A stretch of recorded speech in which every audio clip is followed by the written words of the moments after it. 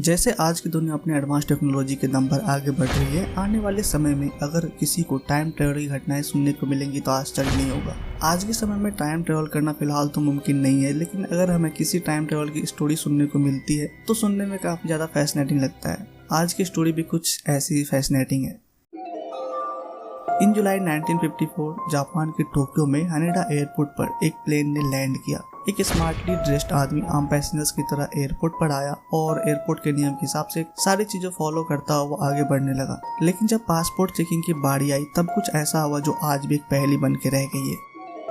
वह यूं कि उस आदमी से जब ऑफिसर्स ने क्वेश्चन पूछने शुरू किए तो उस आदमी ने बताया कि वो टॉर्ड नाम की कंट्री से आया है। हैरानी की बात यह है कि आज भी अगर आप गूगल पर सर्च करोगे टॉर्ड नाम की कंट्री को तो आपको इस स्टोरी के अलावा कुछ देखने को नहीं मिलेगा। ठीक वैसे ही वहाँ के ऑफिसर्स काफी ज्यादा आश्चर्य हुए, क्योंकि जो कंट्री कभी एग्जिस्ट करती ही नहीं थी वहाँ से कैसे कोई आ सकता है। और हैरान करने वाली बात तो ये भी थी कि वो आदमी क्लेम कर रहा था कि वो जापान टॉर्ड नाम की कंट्री से थर्ड टाइम आया है। इवन उसके पास जो पासपोर्ट था उस पे ओरिजिनल जापानी स्टाम्प्स तक लगे हुए थे। ऑफिसर्स को कुछ समझ ही नहीं आ रहा था कि क्या किया जाए, और वो आदमी हर मोमेंट पर कुछ न कुछ नया प्रूफ दिए जा रहा था।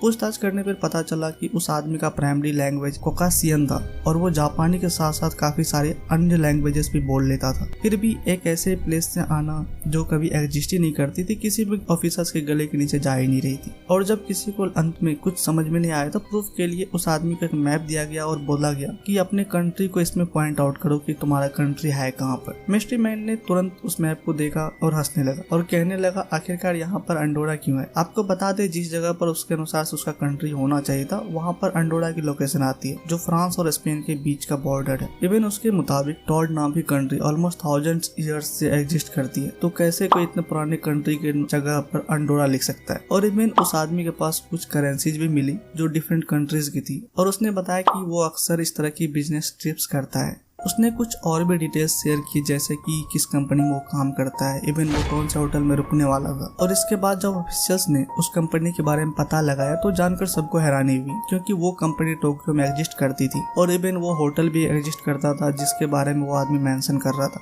लेकिन जब होटल वालों से कांटेक्ट किया गया तो पता चला उस आदमी के नाम पर कोई भी बुकिंग नहीं है, और इवन उस आदमी ने कभी कोई बुकिंग करी भी नहीं है। ये इंसिडेंट काफी ज्यादा कॉम्प्लेक्स होता जा रहा था हर मोमेंट पर, और जब ऑफिसर्स को कुछ समझ में नहीं आया तो उसने उस आदमी को पकड़ लिया और फॉर सेफ्टी रीजंस उसके सारे डॉक्यूमेंट्स भी रख लिए। और इसके बाद उसको अगले 24 आवर्स के लिए होटल में रख दिया गया ताकि आगे की इन्वेस्टिगेशन की जाए। और इवन जिस होटल में उसे रखा गया तो उसके चारों तरफ सिक्योरिटी रख दी गई। इवन उसका जो रूम था उसके पास में 2 गार्ड्स रख दिए गए।